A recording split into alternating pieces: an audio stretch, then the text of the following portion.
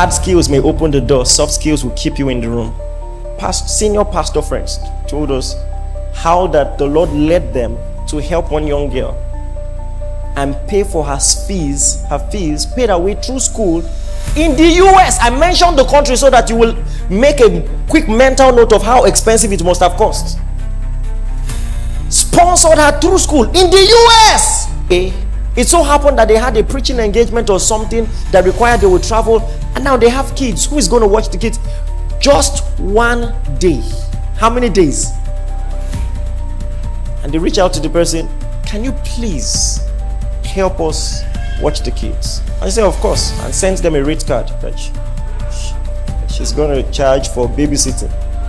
If you look around you at all the successes in your life, and every single result is attributed to your labor, something is wrong. Things, favor should supply them in your life. It is not everything that you ought to use your money to buy. Career people have very likely heard the phrase soft skills before, and soft skills will refer to things that are not part of your core competence, not part of the reasons that you were employed, but somehow contribute to your overall success. Things that make you trustworthy and make you a good team member and things like that. They might not be part of the real reasons you were employed, but they contribute to your overall success. And in the same vein, I believe that there are spiritual soft skills to the degree that when you talk about the key indices of spiritual devotion, the things that come to your mind are prayer, fasting, and all those things. But from my personal experience and study with the Word of God, there are things that people don't really talk about, but are very important. You see, one of the examples I've been giving for the past 2 years, this is big on my spirit, and that's why if you've been following my teaching ministry, you've heard me talk around the points I'm going to be sharing with you. God promised Abraham a child, and he had waited close to 3 decades. And you would expect that as a reward for such faithfulness and tenacity and consistency, that when the child is finally ready to come, that angels will appear in the sky, and God is going to tell Abraham, hey, it's time. But that's not what happened. God and 2 angels acted like they were passing Abraham's house, save for the fact that Abraham was a hospitable person and took initiative to honor the strangers. Not knowing that he was honoring the Lord himself, he would have missed an encounter. Listen to me.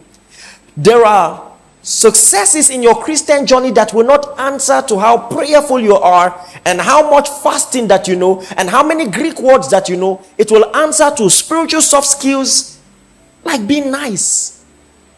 Did you hear what I just said? That's a very spiritual hack right there, to the degree that in the New Testament you can be told, don't forget to be nice to strangers, because people in so doing have entertained and encountered angels. And this is a spiritual principle, but also a practical principle. You see, before I move on, let me quickly share a testimony.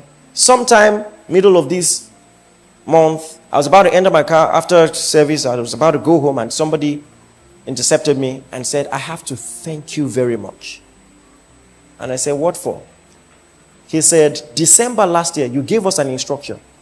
You said, everyone that has contributed to your success in career or in any sphere of your life, make sure you buy them a gift, send them a hamper, write a note, pour out your heart, and let them know, I appreciate you. And he said, so I obeyed. Just because you said it, I obeyed. Because somebody, a venture capitalist, was trying to do something in Nigeria, gave me a contract, I did it, and that was it. But I sent him that gift and sent him the notes. Now, months after, he wanted to start a Lagos office. Now, guess who he called? That young guy. I said, I want to put you in charge. Now, this young man moved from earning 300,000 monthly to 14 million monthly. Not because of prayer and fasting, but because of a hamper that he sends. Are you Jesus Christ? Because some of you, Christmas passed, even Merry Christmas, you didn't send to some people. The hamper you didn't send might be hampering. If you the high pipe well.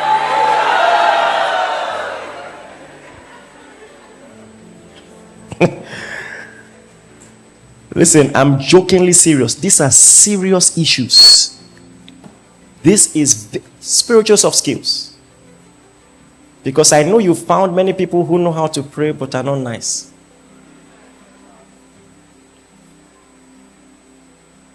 They are in church. And you embrace them because it's incumbent on you as a Christian. But you know that this person is badly behaved. Tongue-speaking, badly behaved person. Tell the person by side, say spiritual soft skills. You see, someone came to me, someone I really, really care about years ago, and said, "Sir, you know my story. I did well in school." This is somebody who 9 out of 10 times in school had A's. First few years, never had a single B. So I think first 2 years, they're about 5-point CGP and all of that now. So, got a job somewhere and something was happening. All the colleagues are promoted. She's not promoted.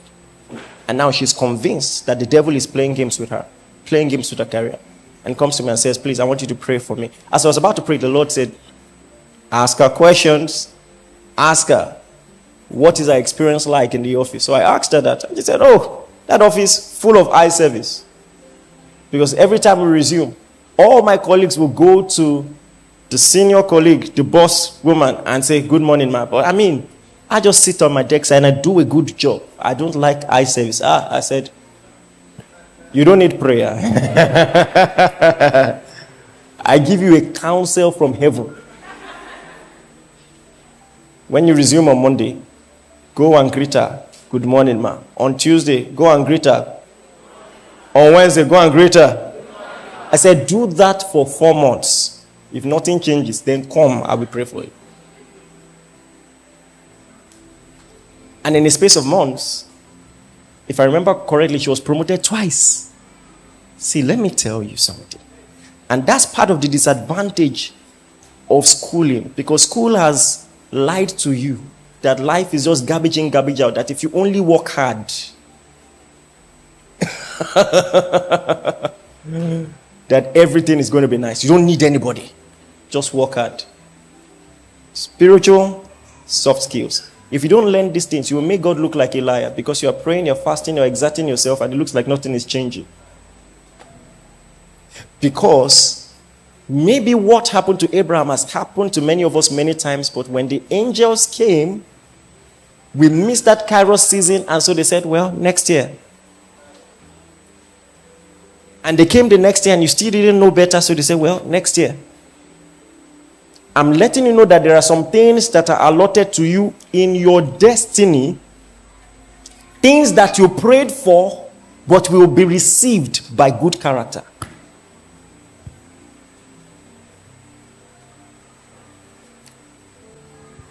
Hard skills may open the door. Soft skills will keep you in the room. And so the first one I want to mention, and I want to try to rush as quickly as possible.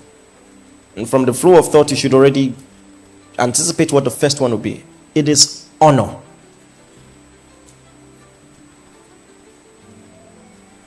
Did you hear what I said? Please, what did I say it is?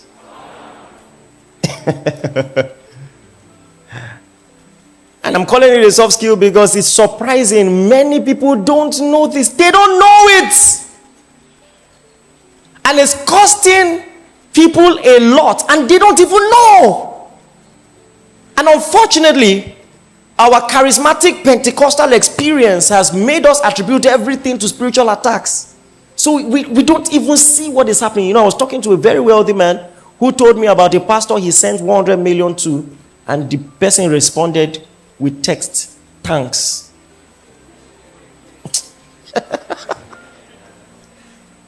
$100 million tanks. And of course, from the way the person was talking to me, that was going to be the last time ever. Now, the pastor will be wondering what happened.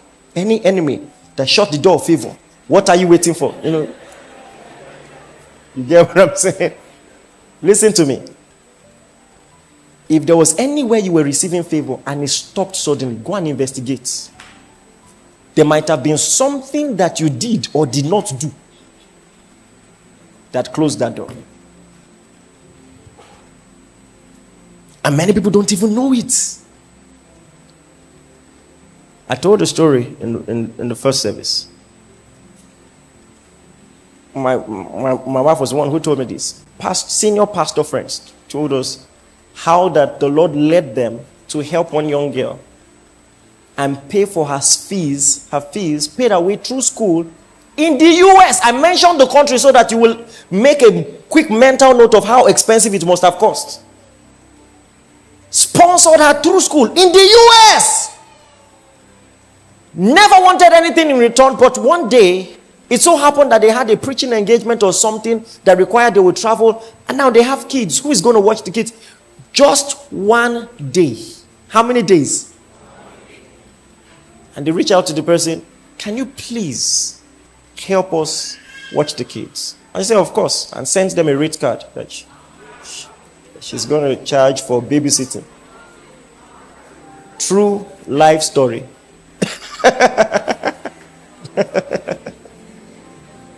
True life story. My wife is here.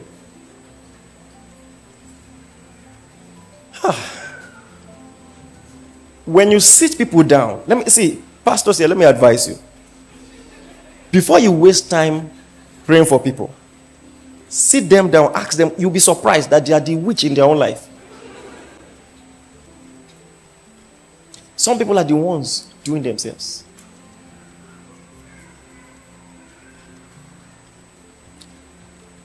Study the Bible carefully.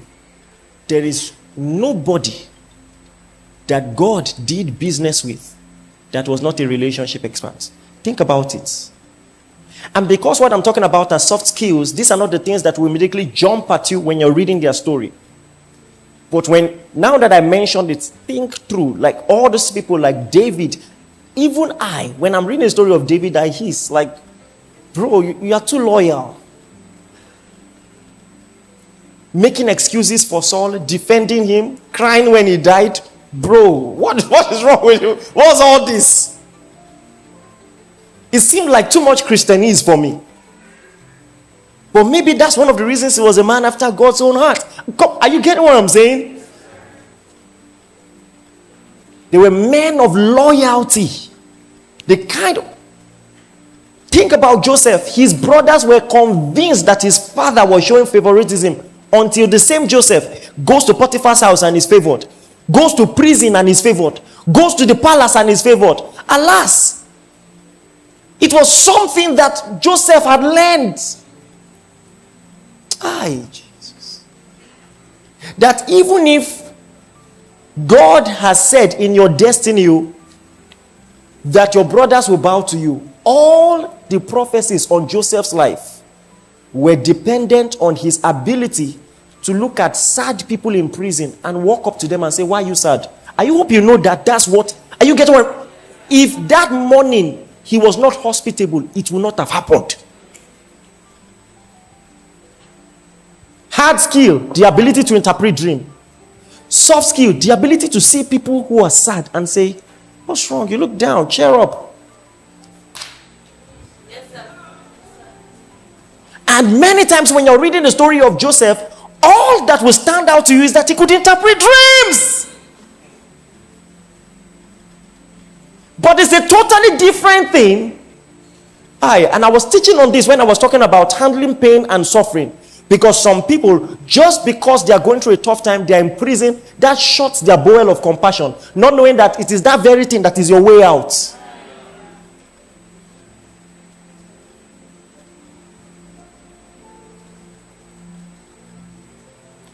You are angry, so you transfer aggression.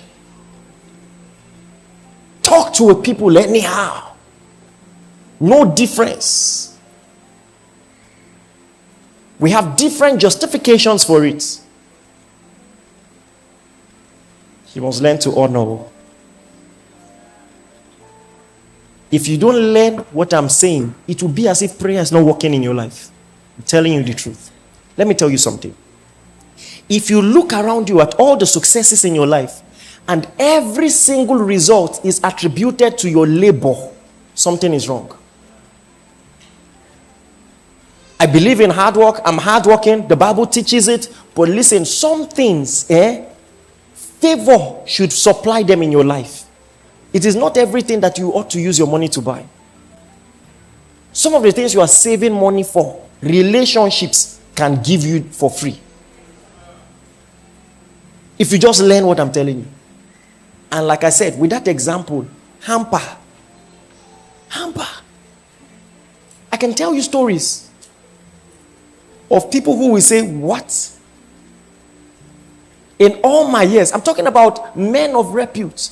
In all my years, I have never seen anybody who will take the initiative to do something like this. And they will mark you in your mind, in their mind. Mark you out for favor. And guess what? The dangerous thing is, because it's a soft skill, people won't tell you. It won't show up in your HR's reports. It's not part of your KPIs. It's possible that everyone in your work department sent a hamper to your boss except you, and you don't know. They won't tell you. And you're here praying for favor. Bro, this is the word of the Lord. As you leave this place, go and do the right thing. Go and do the right thing. Please, are you listening to me?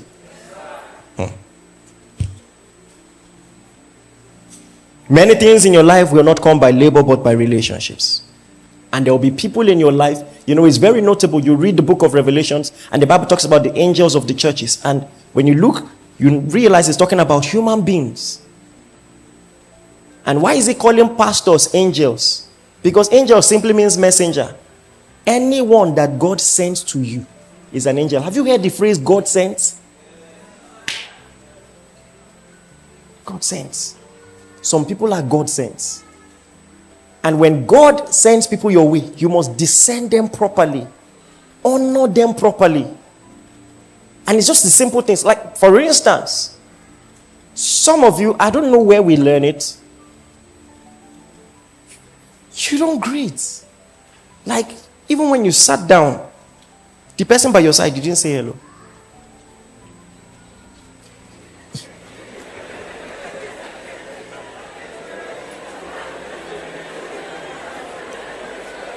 Listen, let me tell you something. The last time I was in this hall preaching, I said it in the first service, there was somebody who sat here, very unassuming, but of the top 10 tech companies in Nigeria, he funded 4 of them personally. If you know the amount I'm talking about, your head should be sparking. That's his career. He's an angel investor. You see that word again, angel, God sent.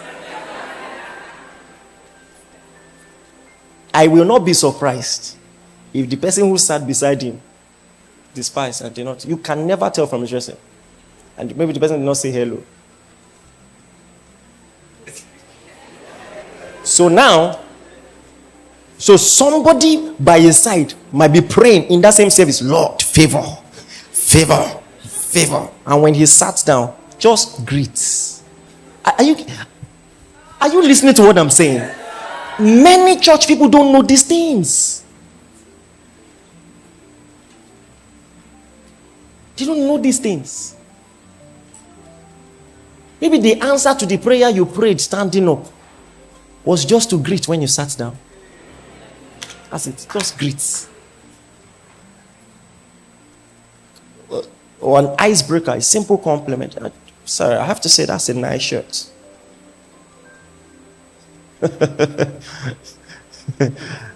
Was you aura for aura? You just squeeze face.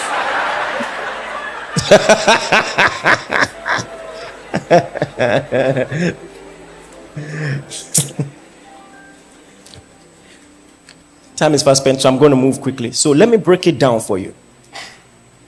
3 ways that you can demonstrate honor. You must learn to give gifts. Now, let me tell you, coming from a pastor, it should make more sense to you.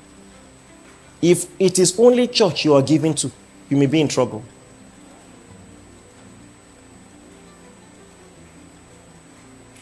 I'm glad you pay tithes and offering. But please, anybody instrument, do you know what it means? That maybe in that your office you could have been sacked, and somebody who is not your blood relative that just likes you stood for you. Do you know what it means to have somebody in the executive, in the directorate that just likes you and you know has your back? That's not something to take lightly. You must honor. Oh boy, I'll tell you a story because it's only fair since I said it in the first service. There's somebody who has been instrumental at many key points, in my life, especially recently. And I'm looking at this man. What can you give this man? There are some people you can't give anything. When I tell you there are people who have everything, I'm not joking. I mean it. I don't mean it metaphorically. Are you listening to what I'm saying? There are people who have anything they don't have, they don't want. So, as I was there, thinking, what can I do? Holy Ghost, what can I do? His son came back from school and ran, and, even the way the boy was talking, my mind was like, rich children. Because he just came. Dad, I finally figured out the dog I want you to buy for me. So my ear stood up. And I'm listening. So when I said dog, my mind went to Alsatian, Rottweiler, which one? But like I said, rich children. He said, Brichon Frisé. Oh, I thought it was only me. Brichon Frisé. I quickly Googled it. I found it in Russia. Here, I'm telling you for a reason. Listen. The reason you must appreciate what I'm telling you is this. Many people who do these things never say it. Brothers and sisters, I bought that dog from Russia. I found in 7 days it was in his house. Because there's nothing I can give your father, but there's something I can give your son.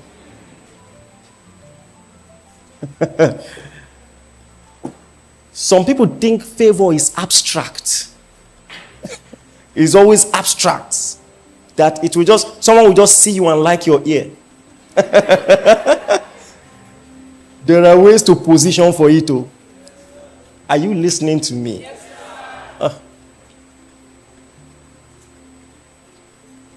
Yes, and there are some people, do the best you can. Just show that you care. Be intentional. It doesn't have to be a Brichon Frisé. If I even still remember the pronunciation or how it's called, right? I think I'm correct. But just do something thoughtful and meaningful.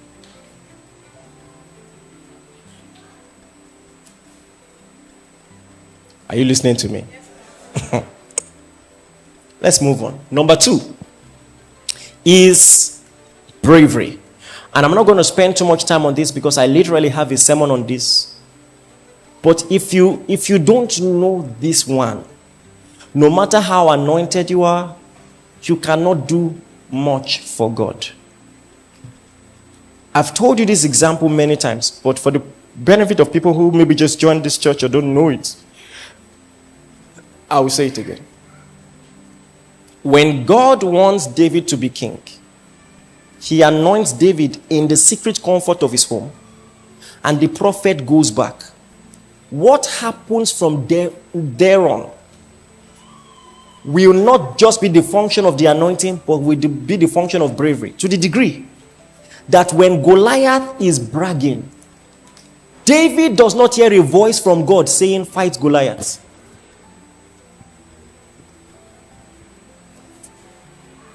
Did you hear what I just said?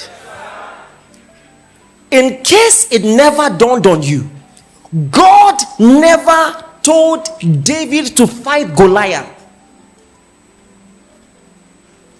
So it means that there are some things that are in your destiny that will answer to bravery and not just the anointing. The anointing can actually supply the bravery, but there must be audacity to say, who is this uncircumcised Philistine? See, let me tell you something. If you like, pray from now till next year. If you don't learn bravery, those your fears that are sabotaging your destiny, if you don't face them, a great destiny is always at the other side of fear. Doing what others will scarcely do is what makes you king.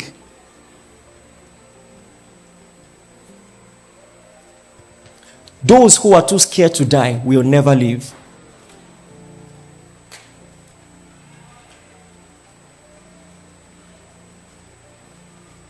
Let me repeat it. Those who are too scared to die will never live. I call it the paradox of purpose. That the moment you have a reason to live, you also have a reason to die. Anything that is not worth dying for is also not worth living for. It's a paradox. The moment you find something worth living for, it will be compelling enough that you can die for it. Think about it in your life. There's almost nothing that you really consider worth living for that is also not worth dying for. The gospel, your children, your spouse, whatever you consider worth living for is also worth dying for. It's the paradox. And so those who are too scared to die are also not going to live. In the Bible, those who save their life will lose it. And so now there are soft skills, phrases that should stand out to you in the Bible, like if I perish. That's a hack right there. And Esther also didn't hear from God. It was just audacity. I'm just going to go. If I perish, I perish. I'm just going to start the business. And if it fails, it fails. This lady, I've been sensing she's my wife. Every Saturday, I will say, I will talk to her tomorrow. Then I will sit by her side and freeze. But today, hear the word of the Lord. And they prophesy, you they laugh. Today, if I perish, open your mouth and speak. Oh.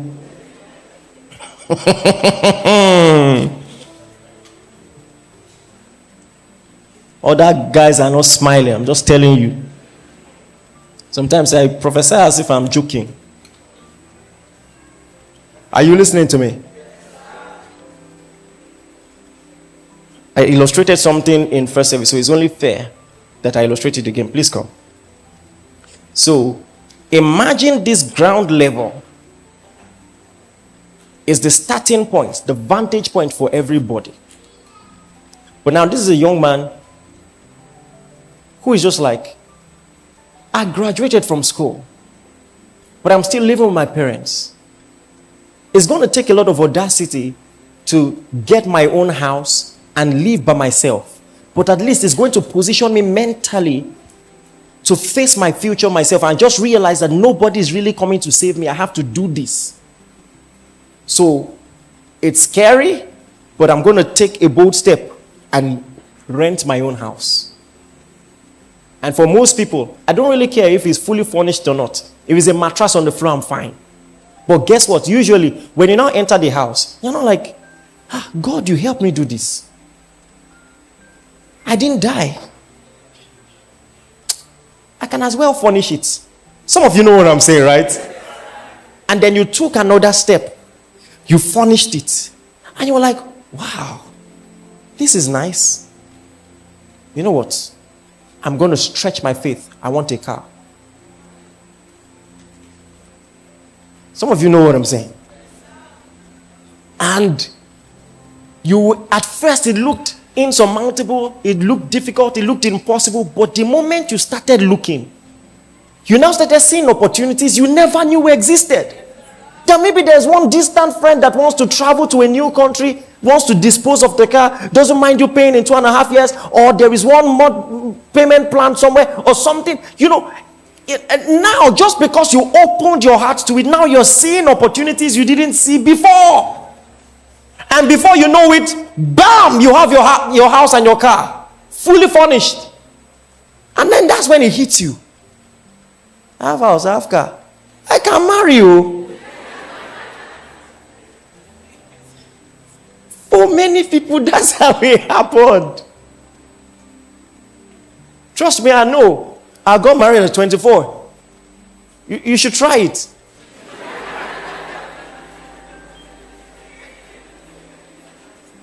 In the next 40 years, I'll be a great granddad. And I won't be 80 yet. I did give you, I think, you see, I'm giving you a strong point now.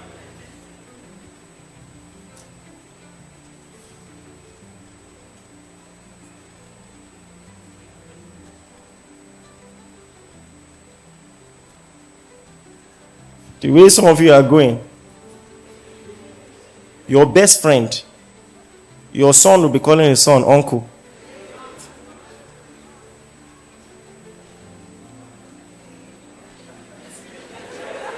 Some of you are calculating.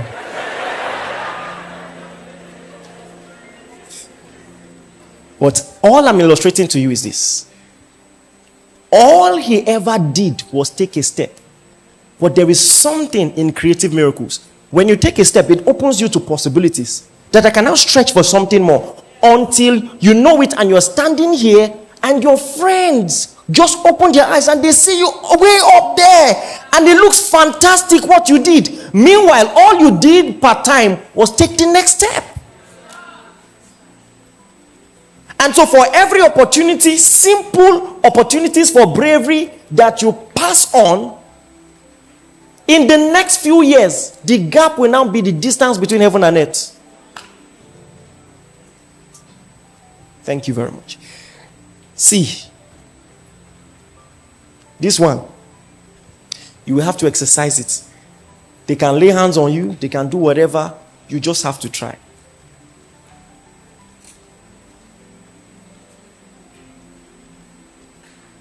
It's the story of my life. I don't know where God gave me that audacity from, but it's one of the best things he did for me. And I brag about it. God only tells me things he's sure he wants to do. Because if he tells me, even if I don't have the money, I don't have the network, I will write it down. If it's a company, I will first design the logo, keep somewhere that I can see regularly. I will pray about it. I will exercise. I will start researching on it. Just open up your heart to the possibilities of God. Are you listening to me? There will never be a point in my life that I'm not doing a project that is bigger than me. I'm stubborn like that. I'm biting more than I can chew. That's my destiny. Biting more than you know. Thank God, God gave us a great miracle in the headquarters, you know, and it's incredible. It's incredible. And I said this somewhere, I want to say it again. One of the leading pastors in Nigeria called me. He said, just in case you don't understand what God just did, understand this.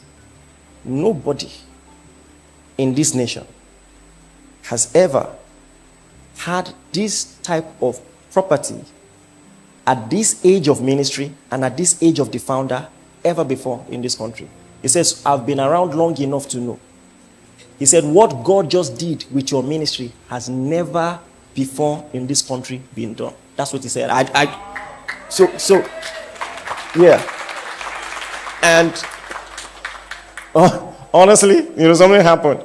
We're having a carol service, and so I walked in, I sat in the lounge, and that's when it hit me. I said, bro, we are crazy. We really did this thing.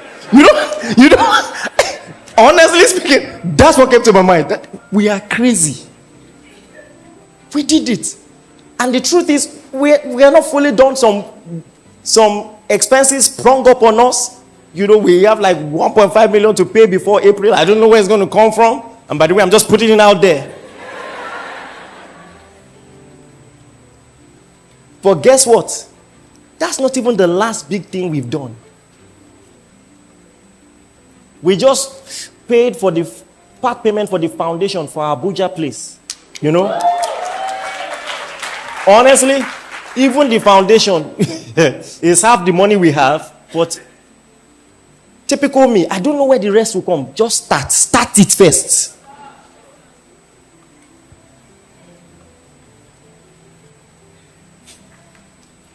Listen to me. When God called me in school, I was not the only one he called, though. There are some others, when they saw the pressure, they just went to Zenith Bank. I'm telling you the truth. The way you're laughing, you're not making me feel bad. But now fact that they give you.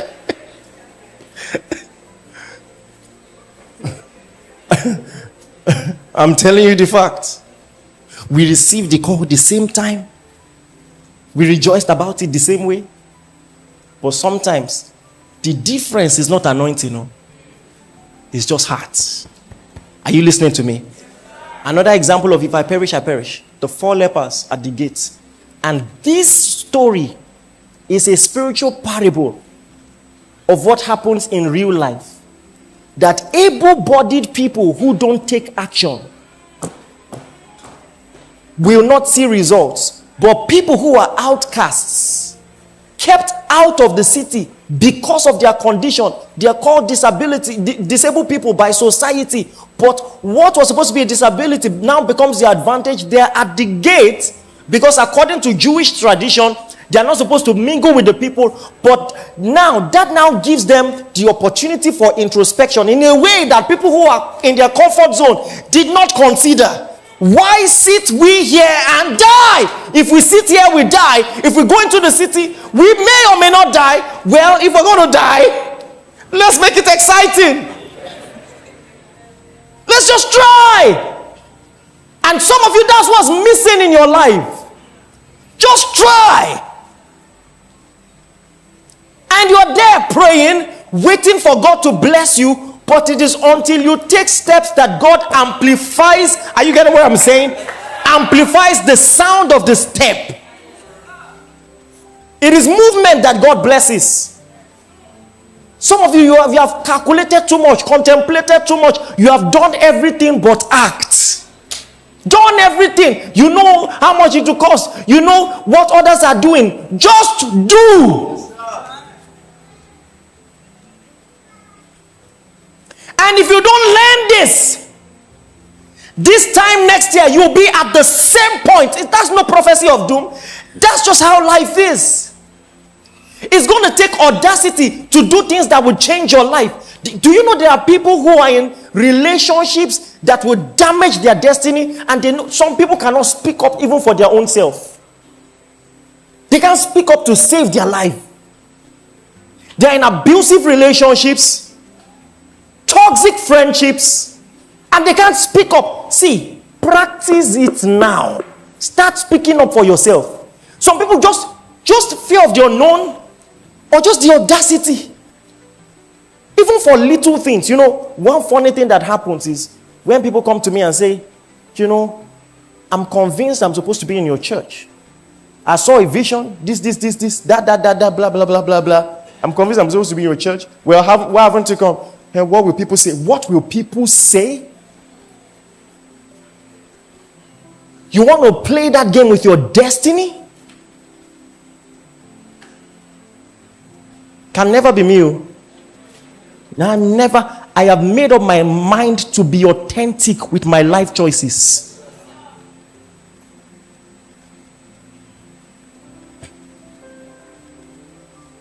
Take the step and stand on it and do it early. Because if you understand the way Kairos timing works, 1 year can alter your destiny irrecoverably. You may never recover. Never. In a ministry like this, 1 year is like 10 years old.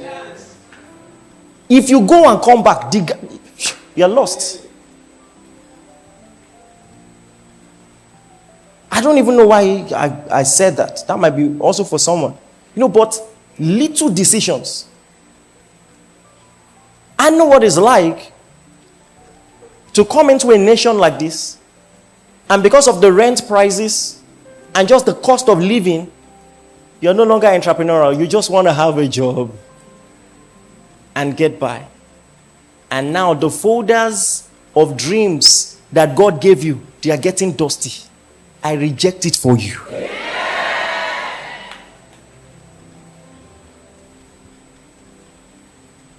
It takes bravery, I know. It takes audacity, I know. Sometimes it will take a total overhaul of your entire process to reinvent yourself. A bricklayer can set his goal for 2026 and say, I will lay more blocks in 2026. But he can also say, you know what? I'm going to go to school and get a degree in architecture. It's free to dream. It's free. It's free. Bite the bullet. Is that the expression? Jump in. Just do it. Do it. Reinvent yourself. Re-engineer everything. Decide in the next 7 months I won't be the same person. Ask everyone who has known me since I clocked 18. What am I saying? 17. Since I clocked 17, maybe younger. I have set my gaze at what I was convinced was my destiny, and I never looked back. There has not been a year since then till now that I read less than 10 books. And I'm being modest. There are months I read more than 10 books. 1 month. I know life is full of surprises, ups and downs, but I've discovered something. With tenacity, when you just stay on it, life will yield something to you. I've discovered. Eventually, it won't always go as you planned. But eventually, even if you were aiming for the stars, you will at least fall amongst the sky. Something happened that changed my life. We're going to have our first ever program. God had spoken to me. I knew what the theme was going to be. I knew what I needed to preach. We didn't have a venue. I knew someone who had a venue. But I was shy to ask. And I spoke to a senior colleague. Thank God for that conversation. I'll never forget it. And he asked me a question that has never left me. He said, what is the worst that will happen? It hit me like a brick. I said, it's true. The worst is no. No doesn't kill.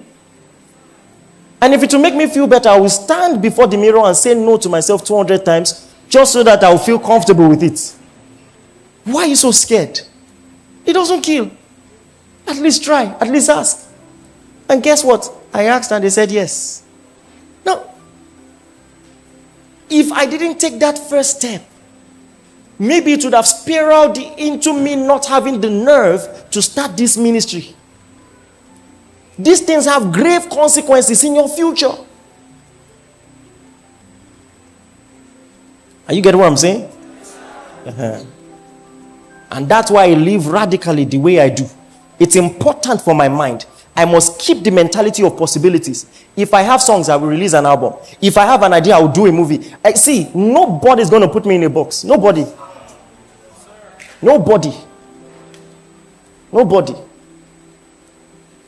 Nobody.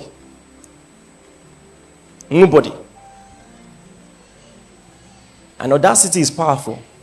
You can slice my life into 7, and each piece will still be powerful. Because if all I was a YouTuber, I'm not doing bad. If all I was a musician, I'm not doing that bad. Are you listening to me? Nobody's stopping you. You just need to want it badly enough to be sure you're following. What's number 1? What's number 2? I'm laughing because I couldn't finish in first service, so I said I'll be faster in second service. I'm even slower. I'm like, number 2, what? Anyway, have you been blessed already? Yes, number 3 is common sense.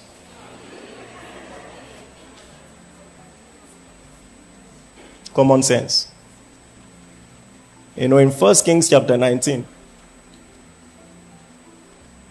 Elijah solved his burnout problem with a good sleep and food. Just common sense. It's a soft skill. Knowing how to declutter, take away stress, is a soft skill. Are you listening to me? You see, there is a kind of nonchalance that greatness requires. It's not contradictory to the fact I told you to be brave and do all those things. But just understanding that no amount of anxiety can change the outcomes. So why will I work? See, let me tell you something.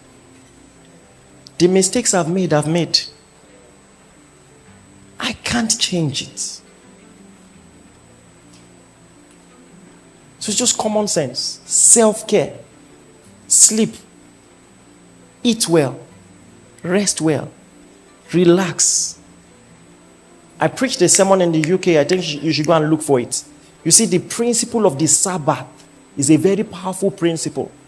And it takes trust in God to say, you know what? I will work 6 days out of 7. I will rest on the 7th day. And I trust the faithfulness of God that if manna is falling every day, on the 6th day, manna for 2 days will fall. That is what was happening. And so God is instilling a mentality in his people that rest will not kill you. It cannot be the few hours I rest that will make me broke. It's not possible. This is the balance I'm talking about. You see, I talked about bravery, yes, but see, rest. It's a spiritual principle. And understand this. It's going to make you more productive. It's not going to reduce your productivity. Sometimes you need a clear mind to get a fresh vision, to refire. I know in church you've learned to have retreats and all those things, but sometimes shut everything down, spend time with your family, rest. It doesn't matter if you're a man of God. I know many men of God that their children does not like them.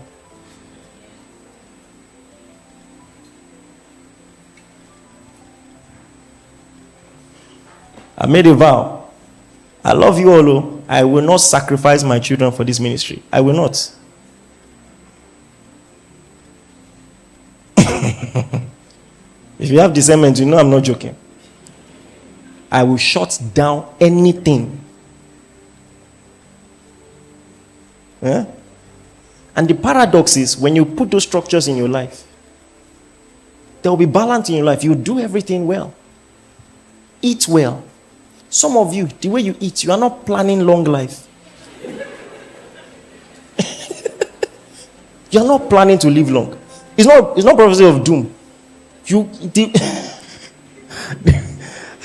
So put that structure in your life. Listen to me. If you want your knees to carry you when you are 70, go to the gym and start squatting. Are you listening to me? Don't just wish for it. Don't just pray about it. Train for it. It's common sense. Put those structures in your life. Discipline. Discipline yourself. Rest well. Eat well. When you work hard, thank God for savings, but take care of yourself. Invest in yourself. Replenish yourself. Are you listening to me? Stop all those stupid vices. Drinking alcohol. Even, listen to me, even people who are agnostic scientists are now telling you, it's not religious bias. According to research, there is no net positive advantage to alcohol, none whatsoever. All it does is reduce your lifespan. All. There is no good alcohol, not even red wine. I'm saying according to recent research. So why are you allowing peer pressure? There are a lot of good. It's branding that makes you think you have to drink that thing. Because there's water, there's juice, and they all taste good. Do you understand? But because you must hold red cup and feel like an adult,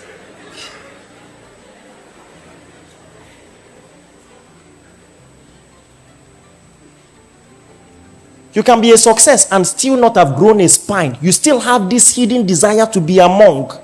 You know, you want people to say you are a strong guy. So big bro like you know they drink. No, I don't. There is nothing to miss there. That on the carton they will write, smokers are liable to die young. You know, say, okay. You know, you open it and smoke. Why are you doing that to yourself?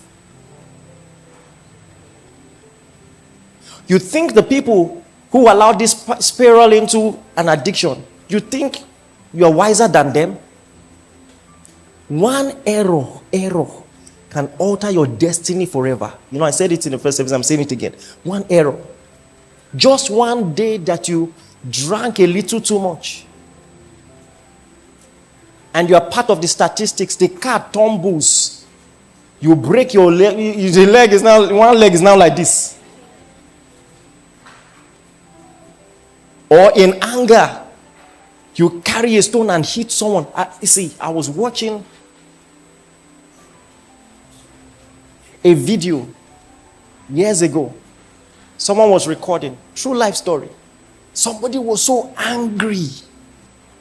Everybody was begging him, he didn't listen.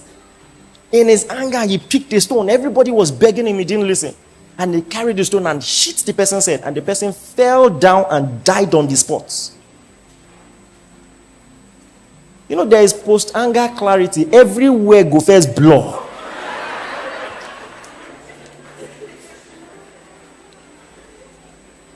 Now you will spend your life in jail. Or maybe they give you 45 years. Add 45 to your age. That's when you will now come back and start building your career.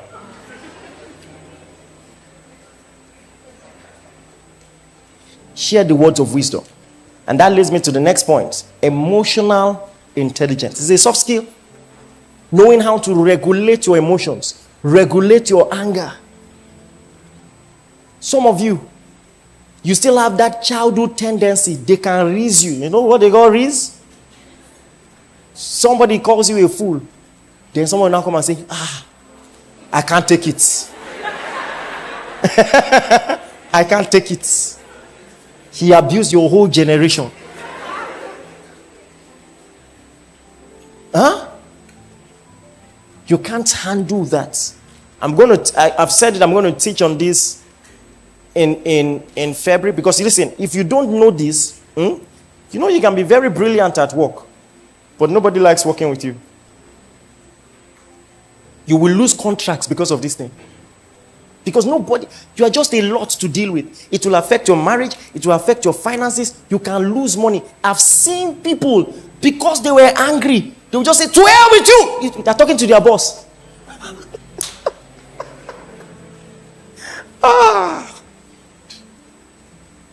So you will see, let me tell you, I don't have time to talk about this.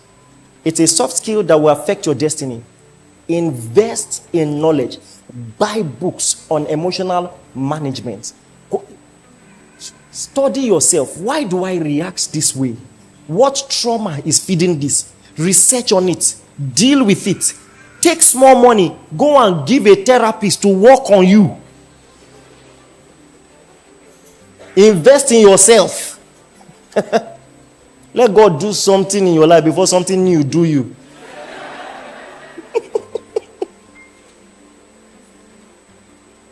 Are you listening to me? So what's number 1? What's number 2? What's number 3? What's number 4? Number 5 will be financial education. I'm not going to talk on that, but please study. See, you can have an MBA and be financially illiterate. Because what school teaches you is how to manage the money of rich people. It doesn't teach you how to be rich. Go and learn the real secrets of money making. Are you listening to me? We're having a program algorithm. There's a fantastic man I found, and I recommended him to your pastor. He said he was a bank executive and he had an MBA only to discover he didn't know about money.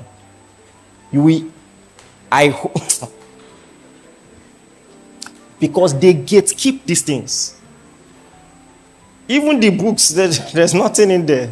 All those books, they're not teaching you anything. The next thing, very important, is you must learn to be teachable. I think I can even end here. You must learn to be teachable. If you cannot receive feedback, you are in trouble. You are in trouble. You are in trouble. And it makes me paranoid because the feedback that you would have received and adjusted your life early, you will now wait until life shows you that you had been wrong all along. And many people realize when it is too late, you can't make the adjustments. You can't make the adjustments. Are you listening to me? There's someone, I love very, very much. But, he found this new interest in rapping.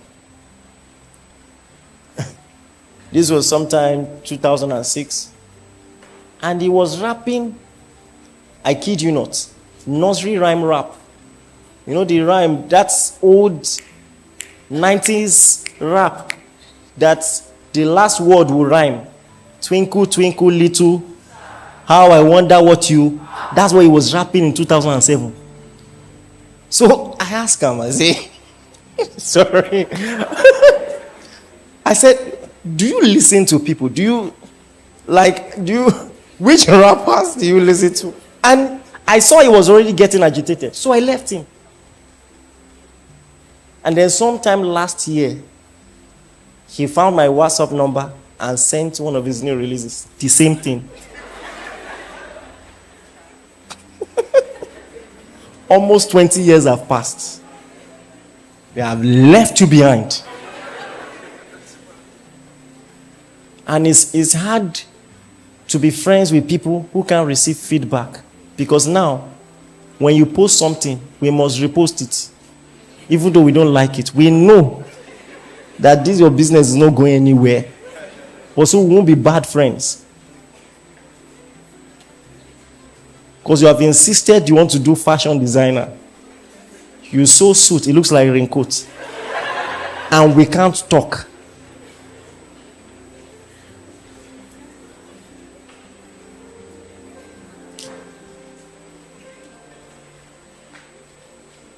Can I tell you something? Learn to receive. In fact, I don't wait to receive it. I ask. My pastors are here. Those who have been with me, I ask, how was this sermon? Was it clear? Could I have done better? What can I improve? I ask. I don't wait. Do you know, there are some people you can't even give that feedback. There are people in church that correct my grammar. Not everybody. No, don't say. You sit and hear the word of God. There are some people, but believe me, there are some people I have told them, anytime you hear me pronounce a word the wrong way, tell me immediately. It happened last week. Don't be say I did tabon like that, but you get. But I just want to improve. Stay teachable, stay hungry, and keep improving. Otherwise, the world will leave you behind. Especially at this time we're in. How many of you grew up buying kerosene in your house? When was the last time you heard someone use kerosene to cook? See, I'm letting you know that in one generation, something can go extinct. So it means that there are some things you are doing now that are already going extinct. Some of you, your job, better get side also. The way AI is looking at you. I wish I was joking. I wish I was joking. Let me shock you. I'm sure many of you did not know this. You heard the theme song for Reboot Camp. Who can stop this move? How many of you did not know that it was AI? Raise your hand. Aha.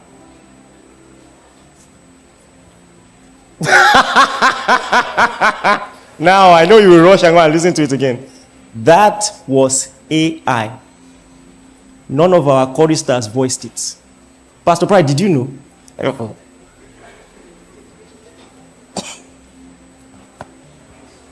You see the problem?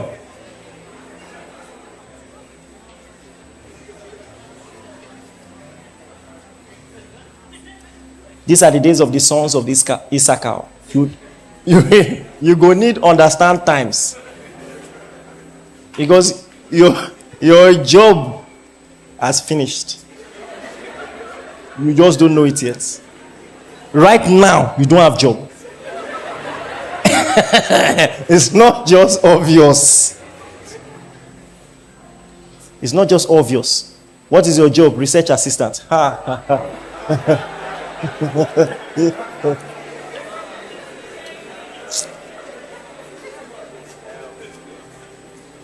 What is your job? Ghostwriter.